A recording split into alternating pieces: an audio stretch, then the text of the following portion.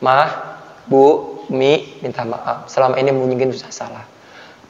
Wallahi, kalau sama ibu, sama bapak itu bersih dari kesalahan, ridho ibu bapak kita, jalan suksesnya gampang. Nilainya mungkin nggak 8, nggak 9, tapi bisa misalnya terima PMDK. Naon teh? PMDK teh ayeuna naon teh? Kalau zaman kita mah ya PMDK naon teh? Nilai jalur rapot teh geuning masih ada nggak sekarang? Masih. Dulu teman Ustadz ada yang skripsinya itu dilempar sama dosennya. Berapa kali revisi nggak diterima, cuma gara-gara dia punya omongan mau beliin baju ibunya terus lupa. Ketika udah dibeliin tuh baju yang nggak seberapa harganya, mungkin kalau sekarang 100 ribu atau 50 ribu, udah ditunaikan janji kepada ibunya nggak marah, cuman ibunya menanti-nanti gitu. Itu setelah skripsinya cuma di print ulang, nggak ada revisi apapun diterima. Kalau kisah-kisah tentang orang tua dan ibu mah udah pasti dah, udah pasti itu. Tapi itu kisah nyata itu, teman Ustadz seperti itu. Ada seorang yatim, bapaknya meninggal, ibunya tukang jahit. Karena dia bakti banget sama ibunya, orangnya nggak pinter-pinter amat, dan dia nggak kaya-kaya amat, tukang jahit doang, itu kan jahit biasa. Tapi dia diterima di UI, Fakultas Ekonomi. Jadi kalau ada yang minat ke UI selain kedokteran, masuk ke ekonomi, entah akuntansi, entah apa, itu di situ ngejibun beasiswa. Beasiswanya banyak. Jadi kalau ada yang mau berminat ke UI, itu nanti dapat uang saku. Kalau bisa mampu jadi asdos, dapat gaji. Terus kemudian buku-bukunya bisa dapat buku-buku warisan. Dari sekarang makanya belajar akuntansi, ekonomi. Cuman kan di sekolah ekonomi kayaknya sosial itu IPS kayak jurusan buangan ya. Jadi kalau SMA suatu saat ada yang jurusan IPS, jangan pernah jangan pernah sedih, jangan pernah galau, jangan pernah minder. Ya. Wala tahinu wala tahzanu wa antumul a'launa in kuntum mu'minin. Jangan sedih. Yang penting kita serius walaupun nilainya 7, tapi kalau dengan ibunya baik-baik, dengan bapaknya nurut. Ini kan bapaknya aja HP-nya masih pecah-pecah, dia pengen ganti HP, ngambek. Gaya. Ditanya 18 kali 3. Ya? Iya enggak? Tret. Ngelek langsung, ngelek. Ya kan ngelek ya, benar ya? Iya. Coba siapa yang bisa jawab dengan cepat 24 kali 3? Tuh kan? Aduh, 6 kali 8.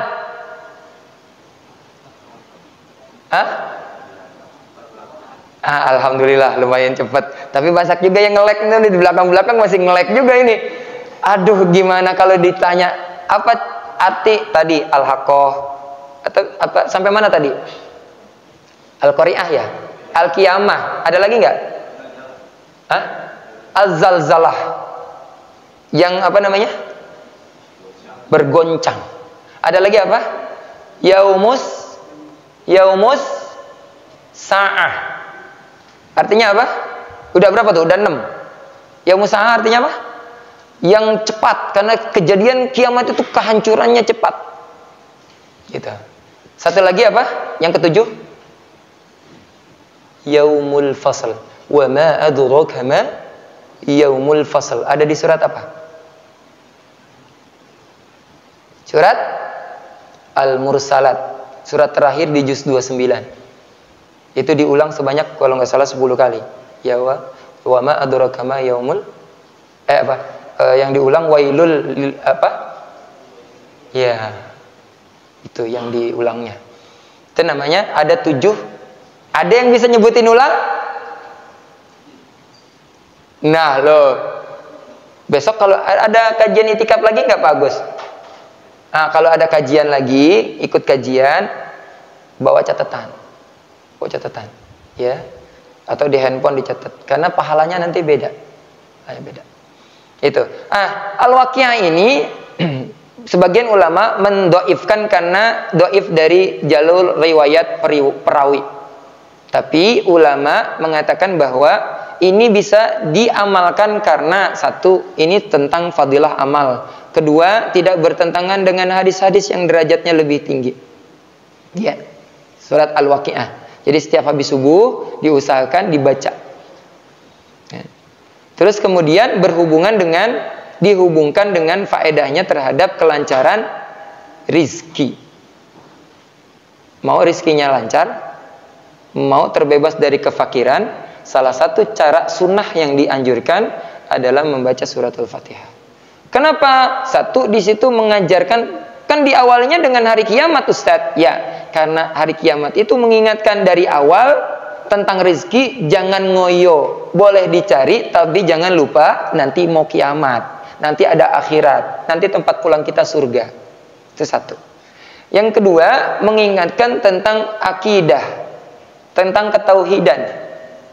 Makanya Allah memulai surat Al-Waqiah itu dengan kata apa?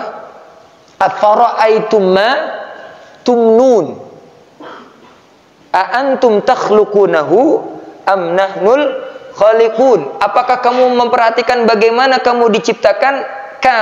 Aku kata Allah yang menciptakan, atau kamu yang menciptakan? Pasti Allah yang menciptakan. Terus kemudian apa? Nahnu qaddarna bainakumul mauta wa ma nahnu bimasbuqin. Itu tentang takdir. Jadi Allah menancapkan keyakinan tentang akidah, tentang tauhid, bahwa kalau yang namanya rezeki itu hubungannya dengan takdir, dengan ketentuan Allah. Jadi nggak usah nyuri, nggak usah nyontek. Banyak teman ustadz nyontek terus akhirnya nganggur, padahal dulunya sekolah juara kelas. Jangan pernah, sekarang udah taubat. Insaflah wahai manusia, kalau kau pernah mencontek. Tapi jangan pelit. Ini kadang-kadang kebalik nih ya. Ini kalau yang pinter-pinter, kalau lagi ngerjain PR, ngerjain tugas, kerja kelompok, kadang jangan ngelihat.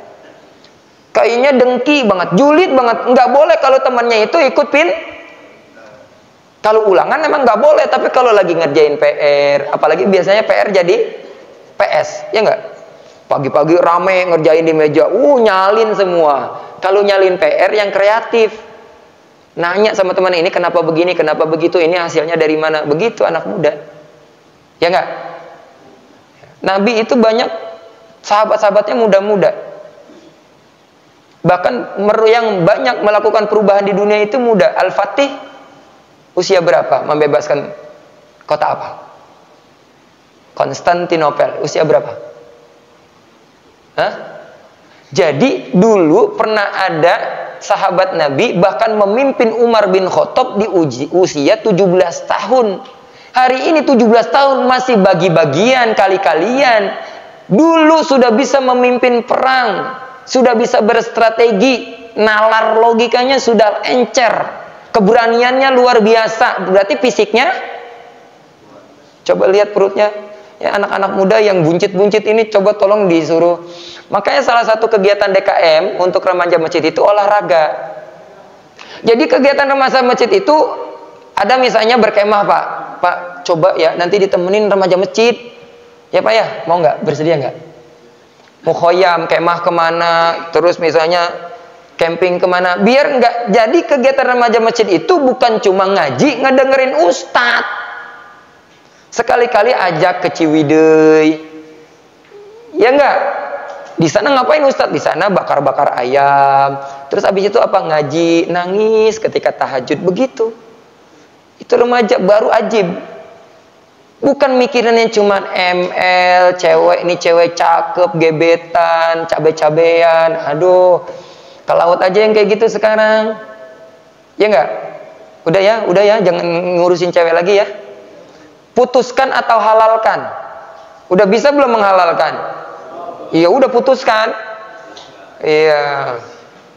Iya, jangan di Teluk Jambe 1, di Tuparep 1. Iya, di Kelari 1. Jangan ya Dek ya. Itu. Banyak sahabat Nabi. Ya, kalau bisa dihadiahkan atau enggak minimal di DKM nih punya kisah-kisah sahabat Nabi. Biar mereka membaca. Ada enggak? Udah punya belum pembenaran buku? Yang mau infak, yang sedekah, sekali-kali jangan uang doang, kasih buku. Kasih api sejarah. Bapak-bapak ada yang pernah baca api sejarah? Nah, itu baca tuh. Api sejarah, Khulafaur Rasyidin, bagaimana kisah perjuangan, kisah Imam Nawawi Al-Bantani sampai ke Mekah. Tahu nggak? Itu pemuda Banten jadi ulama besar di Mekah. Tapi jangan ketukar sama Imam Nawawi As-Sakandari. Ada dua ya, ada dua. Ada yang Nawawi Al-Bantani, ada yang di Iskandariyah. Itu beda. Karya-karyanya pun beda, ya, termasuk Riyadhus Shalihin dan seterusnya, Arba'in. Itu. Sampai sini mungkin kajian kita yang membahas tentang ayat-ayat akhir zaman, hubungannya pandangan Islam dengan fenomena ini. Ada matahari ini banyak lah ya. Sebenarnya kalau ngaji cuma nyari matan ilmu, itu sekarang banyak ceramah-ceramah ustadz-ustadz kabir lah, ustadz-ustadz besar. Matahari terbit dari barat, banyaknya perzinahan, lahirnya adanya bayi-bayi yang lahir, budak-budak yang melahirkan anak dari tuannya. Itu artinya apa? Banyaknya anak-anak durhaka. Jadi akhir zaman itu orang tuanya diperbudak. Beli sarapan orang tua, nyuciin baju. Ini usia-usia gini, Pak, harusnya nyuci batu, nyuci sepatu udah sendiri. Apalagi yang pakai mesin cuci. Ini maaf, nyuci celana dalam aja masih ibu. Aduh, malu. Jangan ya, Dek ya. Iya, ayo loh. Ayo. Ya malu lah nggak usah pacaran, orang masih minta sama bapak uangnya juga, ya. Nanti ada ditiupkannya amin yang lembut. Jadi orang-orang beriman nanti tidak merasakan huru-hara kehancuran dunia secara fisik karena sudah duluan meninggal, ya. Setelah ada masa yang makmur, terus kemudian ada Ya'juj Ma'juj, Gog Magog, itu yang kata para ulama dianalisa muncul dari Tibet, dataran Tibet. Itu. Nanti matinya dengan apa? Matinya hancur dengan ulat-ulat yang Allah turunkan dari langit. Mirip serupa dengan dulu tentaranya siapa? Abraha ketika diturunkan kerikil dari neraka. Jadi habis mereka. Jadi tidak dikalahkan oleh manusia. Terus kemudian ini tentang hadis-hadis yang doif, ya, tentang beberapa hal, tentang hari akhir. Adapun sikap kita, ini prediksi dari beberapa hadis sahih. Usia umat Nabi Muhammad 1400 sampai 1500 tahun Hijriah. Jadi ya kurang lebih paling lama sekitaran 500 atau 1000 tahun lagi sampai terjadinya kehancuran fisik dunia. Allahu a'lam bishawab. Ya, jadi sampai dunia benar-benar hancur. Makanya sekarang apa yang dinubuahkan Nabi itu, sekarang Ustaz tanya, ada yang pernah dengar teori Big Bang? Pernah? Teori Big Bang itu kalau yang belum dengar, jadi alam semesta kita yang diumpamakan oleh hadis Nabi juga itu seperti cincin, ya, cincin di atas padang pasir. Itu dibandingkan dengan langit kedua nanti.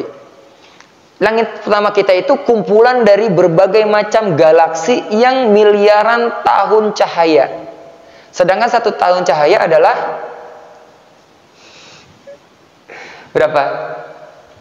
berapa tahun? Seperti kecepatan malaikat. Ada di surat Al-Ma'arij. Ta'rujul malaikatu war-ruhu ilaihi fi yaumin kana miqdaruhu 50 alf sanah. 50 alf sanah. Berapa? 5 tahun.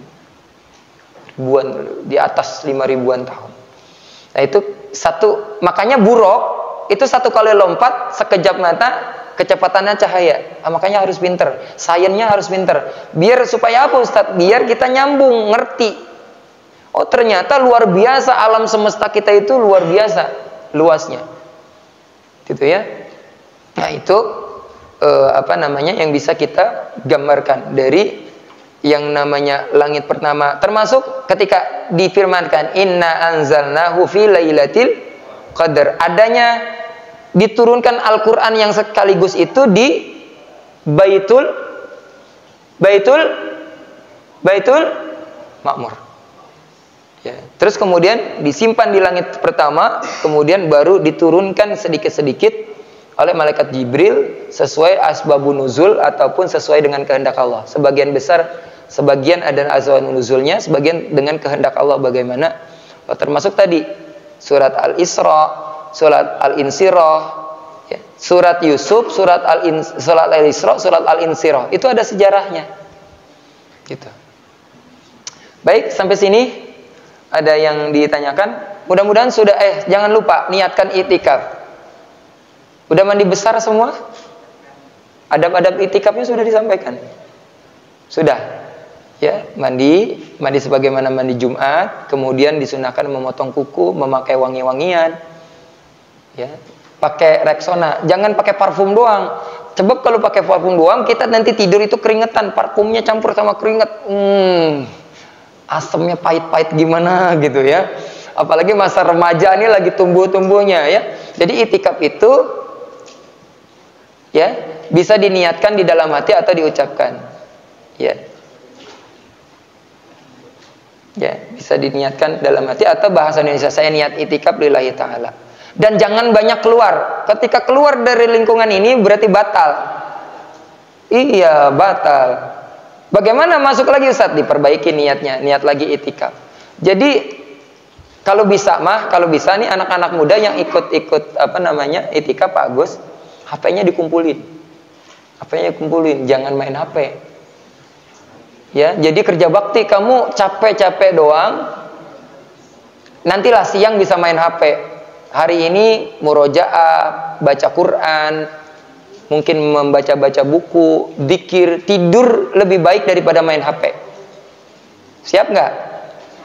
Bisa ya, siap. Berpisah dulu nggak dengan HP-HP-nya itu. Lebih baik tidur, isi habis itu sholat sunnah, sholat mutlak, sholat hajat, sholat taubat, sholat tasbih, baca Quran. Kalau ada yang punya pelajaran, mengerjakan pelajaran, itu lebih baik daripada main. Ibaratnya kerja kelompok di masjid, di musola nggak apa-apa. Itu juga termasuk iktikaf. Ya, jadi niat untuk mendekatkan diri beribadah kepada Allah, bukan niat yang lain. Taib, sampai sini, wahai ya masyarul syabab, ada yang ditanyakan, wahai anak muda? Ditanyakan? Hah? Soal fikih atau di luar tema iktikaf?